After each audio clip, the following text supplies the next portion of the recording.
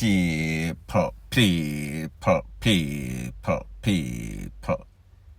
Que pasa, sac passe, what they do.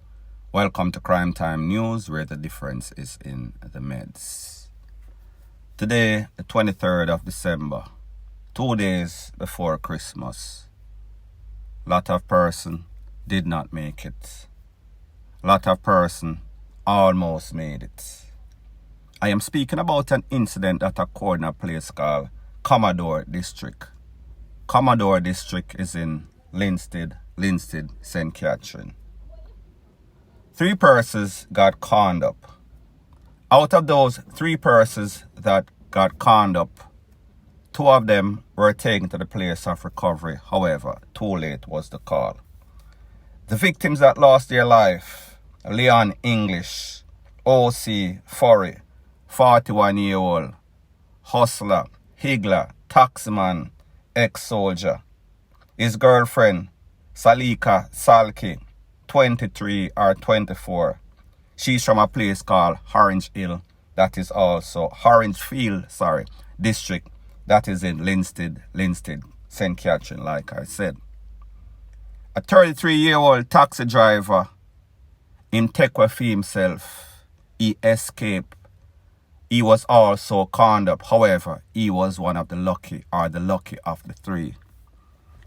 Based on information that is in the news, it is said that Mr. English picked up his girlfriend about 1:30 to 1:45 in a taxi that they chartered. The taxi was ambushed by some men with guns. Based on what the po is saying, they don't know the motive. However, people, I know people that know this man, the type of person that he is, and more than likely, it was a robbery attempt early in the wee hours of the morning that went way left. Based on information, it is said that Mr. English Furry, he was conned up in the face, in the upper body. Salki, his girlfriend, she was conned up in her hand, left hand, and also upper body. When the po came on the scene, they saw Salki laying on her face, next one upon him back or upon him side. Both of them spread out. More than likely, they were not going to make it because the bodies were so badly conned up. However, they took them to the place and made it official. They were pronounced at the hospital. The other taxi driver don't know his condition as we speak. Now, people, here's the thing about Mr. Leon English. Like I said, he was an ex-soldier. Serious youth. However, him have manners. He does not disrespect people. He was a soldier. Him drive cab. Now, he is a higgler. Him have a stall in the Linstead market. Any and everybody knows him. So, I am assuming that these people that try to rob him, this is both of them picture right here on the screen. If you look, you see him have that serious face. Him big, him thick, him strapped in. He was not going to make people rob him and take him hard-earned money. Especially in the Christmas. Especially when you have family to support. However, people, here's the sad thing. Facts, reality about life in Jamaica. It is better that you give people your chain, your wallet, whatever it is that you have on you. Because once a person pounces upon you, shocks and awes you, they have a big advantage. The disadvantage is to you. Them have the angle, because them have the tool, you have the blade. If you play with your life or try to defend monetary stuff, chain, cash, your personal belongings, you will more than likely lose both. Meaning your stuff and lose your life. As hard as it is, especially in the Christmas, to give up your stuff, however, you can always regain that. Each of us, you and I, we are only afforded one life. So therefore, when that is gone, it is gone. All of you are thinking about the kids, your mother and them. They would have rather for you to have given up that stuff than to risk your life and lose it all. And people, like me said, me never did it. I am just speaking in general. Don't know, sometimes you're not afforded that opportunity. These people are cold, and people are spoken about it before in several videos. With the amendment to these Firearm Act, these persons are going to get cold, especially when them know say you know them. Especially when this is coming from friendly FIRE. Somebody where the man see or the girlfriend see is more than likely the suspect, because them know say this man a hustle at Christmas. Him always pick up the girlfriend, yasso, them go yasso. So therefore, they lay weighted these persons in my estimation. And because them know say, listen, this man was not going to give up without putting up some sorts of resistance. People, he would live or he would die to regret it. His family would hope that he was still alive with or without that cash, with or without that possession. Like me say, one person live, the taximan escape, driver take for himself. And like I've always said, whenever you see people lose them life without getting any sorts of chance, even in some sorts of robbery, it is somebody that they know or somebody that knows them. These persons don't want to go to jail. These persons don't want to leave any sorts of witness. And like I said, with this new amendment to the Firearms Act, them know say a more time, if these persons show up at court, if these persons file any sorts of report, or even worse, reprisal for the robbery. So therefore, they are going to do everything to make sure that they stay on the street and stay alive. People, with a couple of days to go for the Christmas, it's sad to say, don't want to be the bearer of bad news, but before the Christmas, before the new year ends or starts, we can expect or anticipate to see some more gruesome stuff like this. Point blank and period.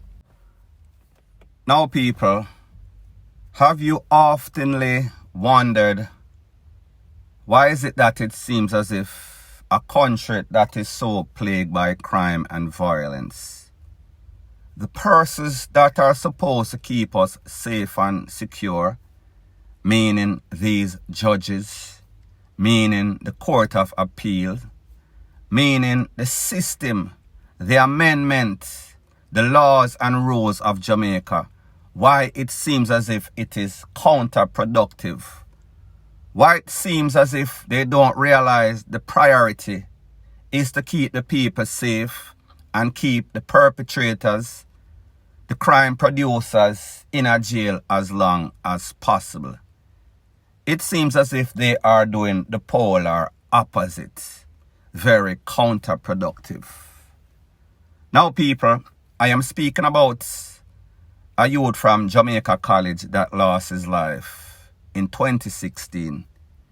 He was on his way home from school. He attended Jamaica College when he was pounced upon by a man. That man's name is Mr. Quasi. Mr. Quasi, not 100% sure, I think him juke him up or con him up. Not 100% sure, don't quote me. However, he took the youth phone and him take for himself. That little youth, 14-year-old, lost his life on the spot. Mr. Quasi went to courts. They held him. He pled guilty. He was given 31 years before he was eligible for parole. He pleaded as soon as possible. However, his lawyer went to the Court of Appeal. They filed some sorts of documentation. The Court of Appeal ruled or overruled the sentence, saying that the judge that gave him 31 years went above his or her power, above the guideline. So therefore, they reduce it to 20 years before he is eligible for parole. So therefore, he comes out 11 years earlier than the family thought. The family was not notified that any sort of appeal was filed. They just heard after the fact. So it seems as if it is either the DPP was not in close communication with the family. Remember, the family lost their son, their relative, and they thought that even though it is not going to bring him back, at least this person would not be seeing the light of day until 31 years later. Only if we hear say at 20 people, that is 2/3. 20 is 2/3 of 31. So therefore, he might come out quicker than possible. If this person at 20 something, he might come out by the time he might 40 something. He is going to be an even bigger menace to society. So now the family member contact the DPP and I ask, then how comes when I get notified, you have a number? We thought that we would have known. Remember, we are already traumatized. We lose our son. Only for years, say, the person will take our son. He might come out sooner than possible. Now, people, the DPP made some sort of statement the other day, and I am going to let you listen what she said. She said that she is shackled. The DPP's office is shackled by the system, by the government. They cannot understand for the life of them how is it that these people are come out earlier than possible. They want to make a review and amend the law as it pertains to the sentencing by persons committing all sorts of MVRD3R. People, take a listen, take a look to what the DPP has to say, and then I'll give my piece. Let me tell you something. You say you are a defense counsel, so you don't know what we as prosecutors when we interface with some of the relatives of the victim. If we are not careful, even what we have to face and what we do, we are at risk of getting post-traumatic stress disorder. And you couldn't imagine in terms of explaining the law. That's one thing I have to say to them when they look at this. Listen, but Mr. Ellis, I think some people believe the law is an act, that the law is an act. But guess what? We are shackled by the law. In a case like that where this was egregious, so shocking and traumatizing to the public, that the judge must have the latitude. Now, people, when you hear the DPP speaking, it is obvious that she is frustrated with the rules and laws in Jamaica. Frustrated that somebody can take away a little child, a student, and then get a reduction, 1/3 of their sentence reduced by their lawyer simply filing that. Now, people, you have to blame the system because there's something that is called sentencing guideline. If the sentencing guideline says, all right, if you plea at the first given opportunity, you get X amount of time. The only thing can change that is if the government officials, the leaders of our country, parliament, go and they amend it, make it in a writing, like the 10 Commandments. So therefore, other persons that think that it is okay to take a little pitney, rob and joke them up, or rob and con them up, you are now going to get, instead of 30 years before you are eligible, it is going to be 40. So therefore, you have to do at least 30 odd people. Me not really know the maths. Me just say, whenever you can add 10 or 11 years more on somebody that is a violence producer. Somebody will take a pitney. Somebody that leave family traumatized. The nation, the public, wondering and pondering what is going on in our little country. Why is it that these people commit such wicked act and then the people might give them a little slap on the wrist? The people them are not giving them the harsh sentence that they deserve. People, like me say, it seems as if common sense is not very common in a Jamaica. Point blank and period. So anyways, people, thanks once again for checking out my video. If you appreciate videos straight to the point, please show your appreciation by liking, commenting, sharing and subscribing to my channel. That is how YouTube promotes videos like these to like-minded, sensible persons like yourself. Point blank and period.